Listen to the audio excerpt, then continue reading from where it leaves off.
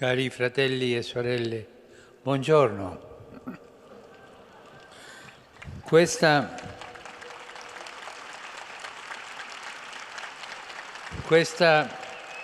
è l'ultima catechesi sul tema della speranza cristiana, che ci ha accompagnato dall'inizio di questo anno liturgico.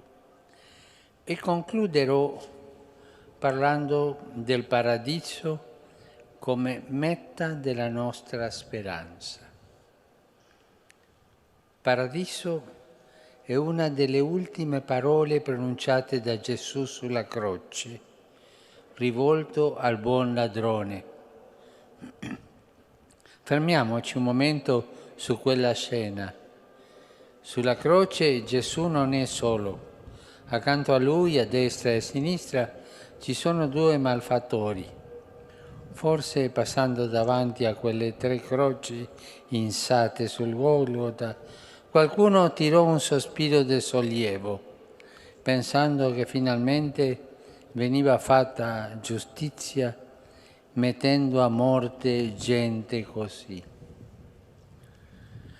Accanto a Gesù c'è anche un reo confesso, uno che riconosce di aver meritato quel terribile supplizio. Lo chiamiamo il buon ladrone, il quale opponendosi all'altro dice: noi riceviamo quello che abbiamo meritato per le nostre azioni. Sul Calvario, in quel venerdì tragico e santo, Gesù giunge all'estremo della sua incarnazione, della sua solidarietà con noi peccatori.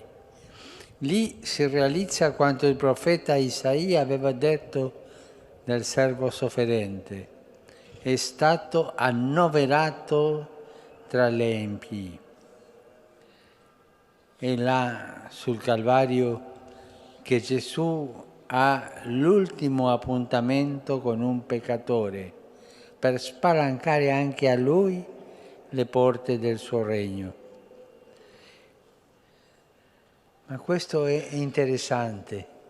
È l'unica volta che la parola paradiso compare nei Vangeli.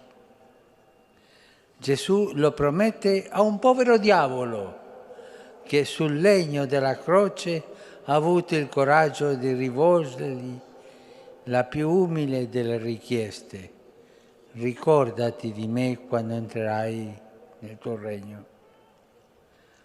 Non aveva opere di bene da far valere, non aveva niente, ma si affida a Gesù, che riconosce come innocente, buono, così diverso da lui.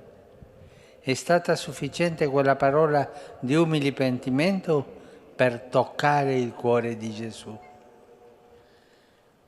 Il buon ladrone ci ricorda la nostra vera condizione davanti a Dio, che noi siamo Suoi figli, che Lui prova compassione per noi, che Lui è disarmato ogni volta che gli manifestiamo la nostalgia del suo amore.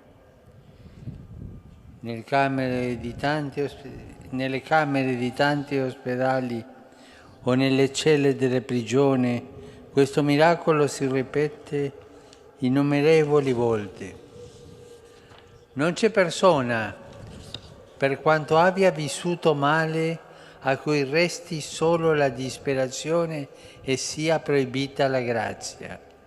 Davanti a Dio ci presentiamo tutti a mani vuote, un po' come il pubblicano della parabola che si era fermato a pregare in fondo al Tempio.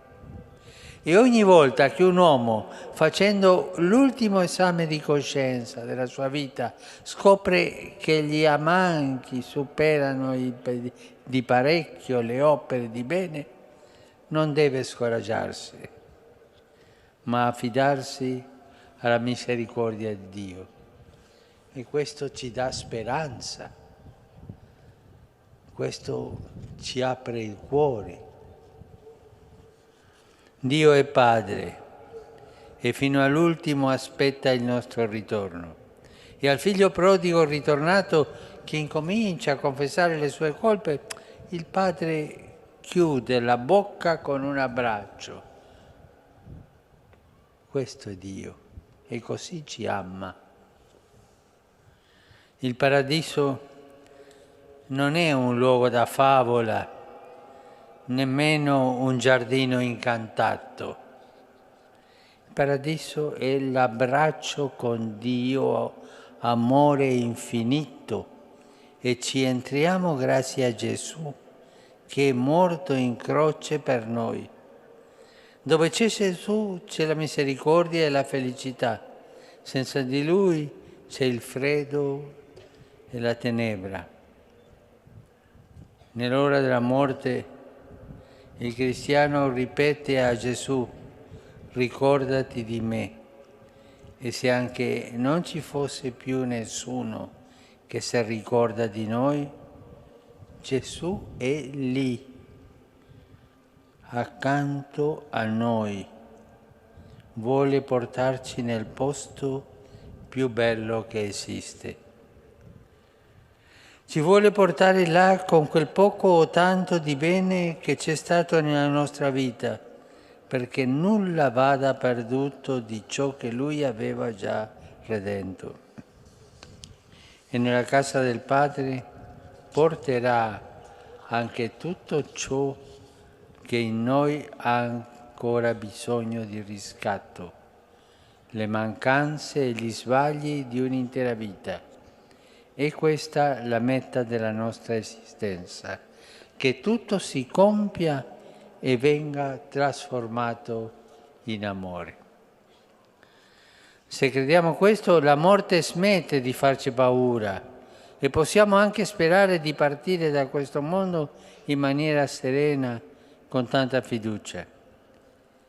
Chi ha conosciuto Gesù non teme più nulla.